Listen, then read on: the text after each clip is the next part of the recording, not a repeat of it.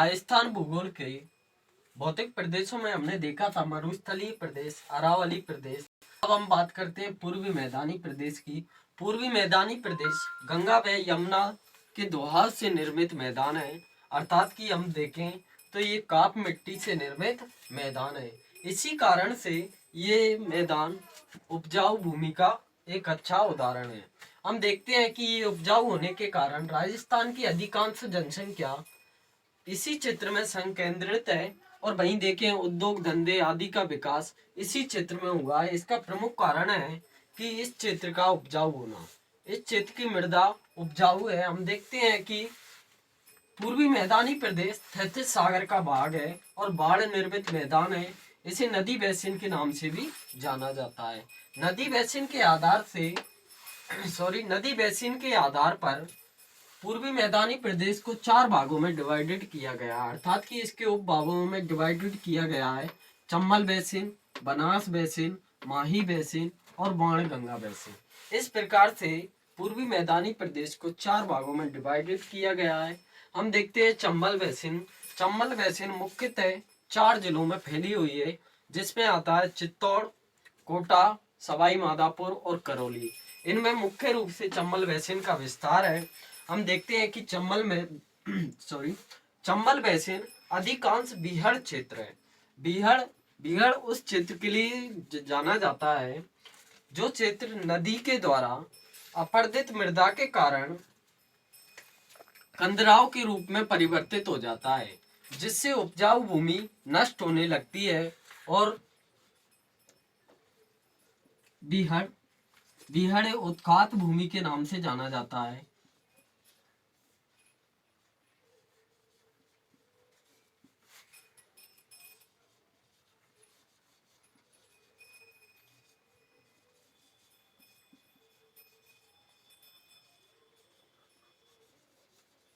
Badland of topography के नाम से जाना जाता है।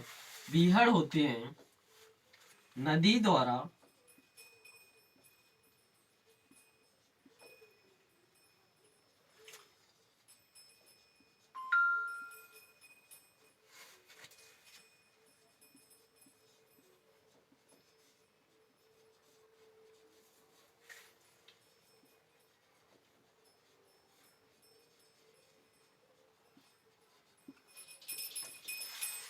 द्वारा अपरदन से निर्मित स्थल आकृतियों को बीहड़ के नाम से जाना जाता है।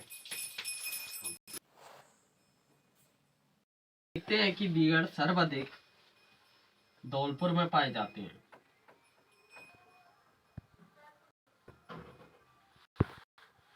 इसके उपरांत करौली, सवाई माधोपुर।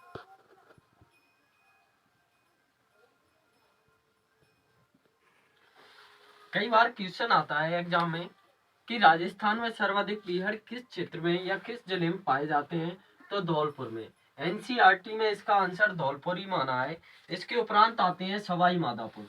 इस प्रकार से हमारा एक क्वेश्चन बनकर तैयार होता है कि बीहड़ क्या चीज है। तो बीहड़ है नदी द्वारा अपरदन से निर्मित स्थल आकृतियों को ही बीहड़ के नाम से जाना जाता है। भाई हम बात करें कि सर्वाधिक बीहड़ कहाँ पाए जाते हैं, तो धौलपुर में सर्वाधिक बीहड़ पाए जाते हैं। इसके उपरांत सवाई माधोपुर में, इसके उपरांत कोटा में, और फिर इसके उपरांत करौली में। हम देखते हैं कि बीहड़ सर्वाधिक या बीहड़ किस नदी द्वारा निर्मित होते हैं, तो सर्वाधिक बीहड़ बनाने वाली नदी है चंबल, और ये चंबल बेसिन में सर्वाधिक बीहड़ पाए जाते हैं। हम देखते हैं कि कोटा के लिए डांग के राजा के नाम से संबोधित किया जाता है, और वहीं हम देखें कि करौली के लिए तो डांग की रानी नाम से संबोधित किया जाता है। कोटा डांग का राजा।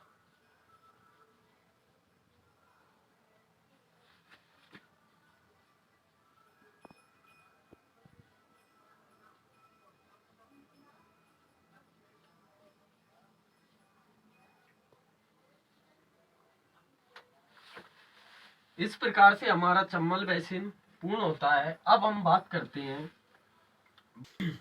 बनास बेसिन। बनास बेसिन राजस्थान का सर्वाधिक उपजाऊ मैदान वाला क्षेत्र है। अर्थात कि पूछा जाए कि सर्वाधिक उपजाऊ वाला क्षेत्र कौन सा है, तो बनास बेसिन का सर्वाधिक उपजाऊ क्षेत्र है। भाई हम क्षेत्र पर्टिकुलर क्षेत्र की बात करें तो पूर्वी मैदान सर्वाधिक उपजाऊ क्षेत्र है। हम देखते हैं कि बनास बेसिन की उत्तरी सीमा अरावली द्वारा निर्धारित होती है। अरावली उत्तरी सीमा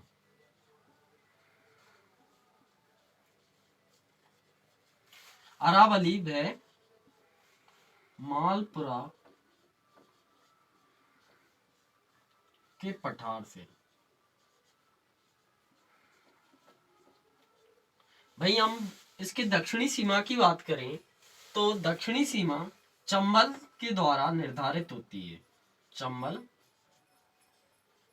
के द्वारा वह मेवाड़ के पठार द्वारा।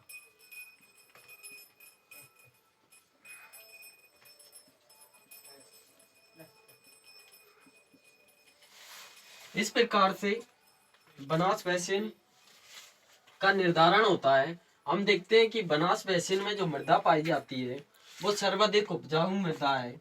भाई हम इसके बेसिन के ढाल की बात करें तो इसका ढाल पश्चिम से पूरब की ओर है। अर्थात कि इसका क्षेत्र देखा जाए तो कुछ इस प्रकार से है। तो हम बात करें कि ये कौन कौन से जिले में फैला हुआ है, तो राजसमंद,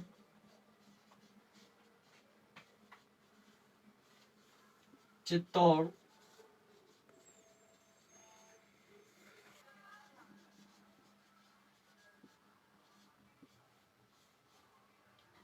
तो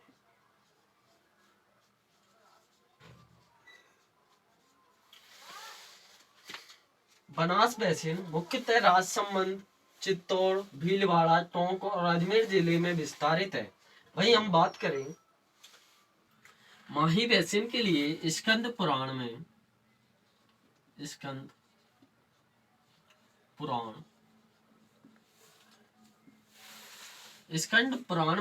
माही नदी के क्षेत्र के लिए कुमारी का खंड के नाम से संबोधित किया जाता था। कुमारी का खंड अर्थात कि देखा जाए सोम, माही और जाखम जिस क्षेत्र पर मिलती हैं उसे बेणेश्वर धाम के नाम से जाना जाता है।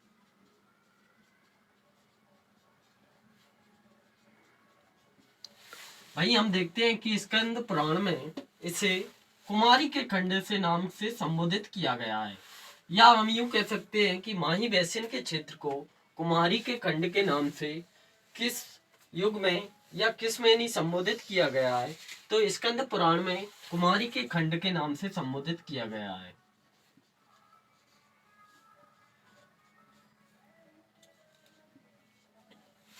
भाई हम बात करें तो चालुक्य वंश के काल में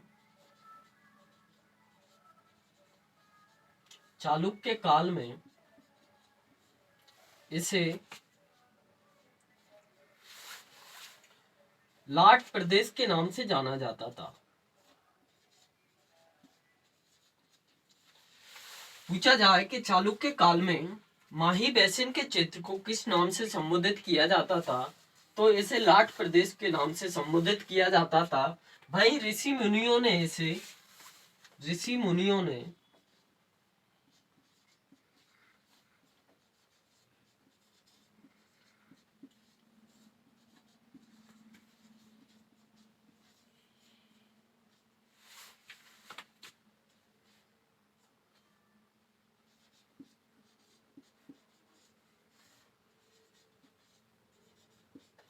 पाताल देश के नाम से संबोधित किया है। इस प्रकार से हमारे क्वेश्चन तैयार होते हैं कि स्कंद पुराण में सोम माही जाकम के स्थल मिलन स्थल के लिए या माही बेसिन के क्षेत्र को किस नाम से जाना जाता था, कुमारी के खंड से। चालुक्य काल में इसे लाट प्रदेश के नाम से जाना गया। ऋषि मुनियों ने इसे पाताल देश के नाम से संबोधित किया। वहीं इस क्षेत्र के लिए बागड़ प्रदेश के नाम से भी जाना जाता है। बागड़ प्रदेश। कई बार एग्जामों में क्वेश्चन आता है कि बागड़ प्रदेश किस क्षेत्र को कहा जाता है, तो बागड़ प्रदेश माही बेसिन के क्षेत्र को जाना जाता है। इससे छप्पन के मैदान से भी संबोधित किया जाता है।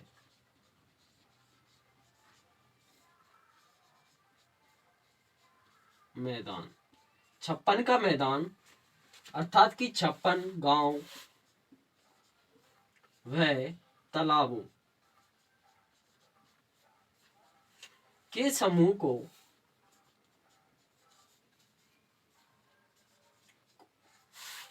छप्पन मैदान के नाम से जाना जाता है।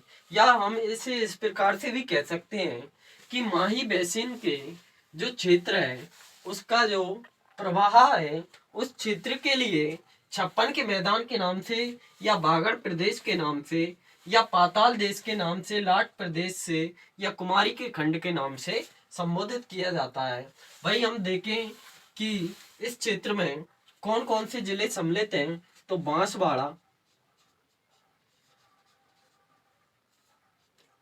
डूंगरपुर,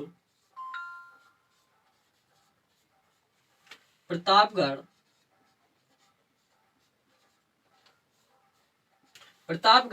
व उदयपुर का दक्षिणी भाग,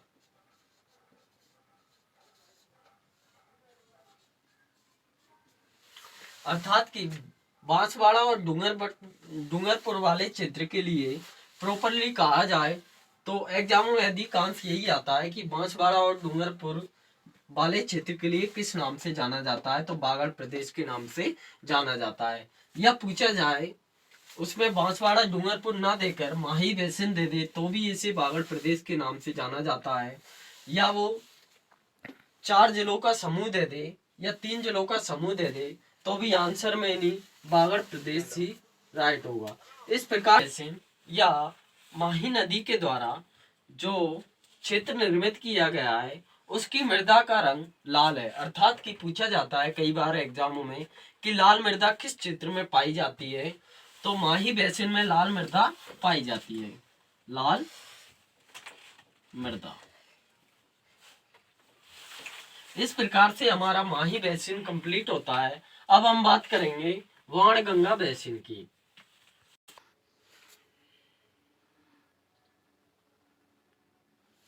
माही नदी के प्रवाह को कांटल नाम से जाना जाता है। जिस प्रकार से गग्गर नदी के प्रवाह को नाली नाम से संबोधित किया था, उसी प्रकार से हमने देखा था कि लूनी नदी के प्रवाह को गोंडवाना के नाम से संबोधित किया था। उसी प्रकार से माही नदी के प्रवाह को हम कांटल नाम से जानते हैं। जिस प्रकार से हमने देखा था कि कांतली नदी के प्रवाह को हमने तोरावाटी के नाम से संबोधित किया था। कई बार इनके प्रवाह के नाम को जो नाम दिए गए हैं उन्हें पूछ लिया जाता है एग्जामों में, और कई बार इन्हें मिलान भी करवा लिया जाता है। जिस प्रकार से हम देखते हैं कि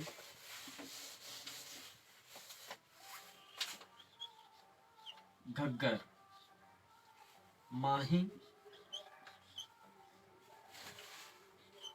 लूनी,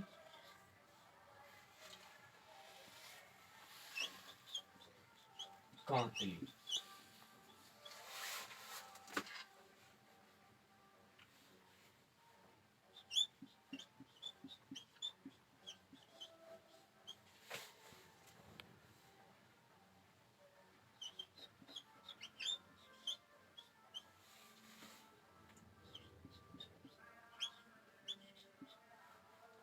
गोडवाल।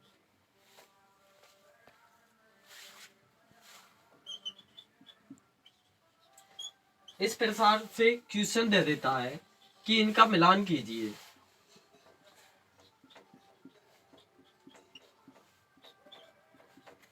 और देता है फिर क्वेश्चन में के नंबर में 1, 2 का 2 इस प्रकार से देता है। ए, बी, सी और डी इनका मिलान करवा लेता है। कई बार आजकल का पैटर्न एग्जाम में क्वेश्चन पूछने का इसी प्रकार का रहता है कि पहले प्रश्न पूछता है, इसके बाद क्वेश्चन बनाता है। तो इनका मिलान कीजिए। तो घग्गर का नाली, माही का कांटल, लूनी का गोडवाड़ और कांतली का तोरावाटी। इस प्रकार से हमारे क्वेश्चन बनकर तैयार होते हैं, विशेषकर आरएएस और आरपीएससी। और विशेषकर देखा जाए तो आरएएस में इस प्रकार के क्वेश्चन बनने के पूरे पूरे चांस रहते हैं। वाणगंगा बेसिन। वाणगंगा नदी का उद्गम बैराट की पहाड़ियां अर्थात की जो जयपुर में स्थित बैराट की पहाड़ियां हैं उनसे इसका उद्गम होता है। भाई हम देखते हैं कि बाणगंगा जयपुर और धौलपुर और भरतपुर में बहकर ये यूपी में जाकर यमुना में मिल जाती है। तो इसका क्षेत्र हो जाएगा जयपुर,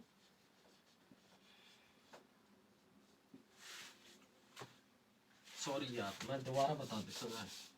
गंगा बेसिन, बाणगंगा बेसिन जयपुर की बैराट की पहाड़ियों से निकलकर दौसा और भरतपुर में बहकर यूपी में जाकर यमुना नदी में मिल जाती है। बाणगंगा के लिए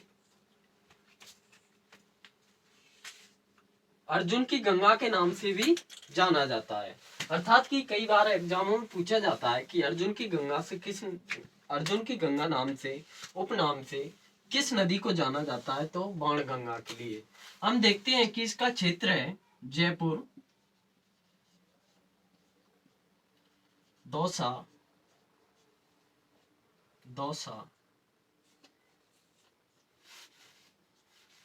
भरतपुर और ये आगे चलकर यूपी में यमुना में मिल जाती है।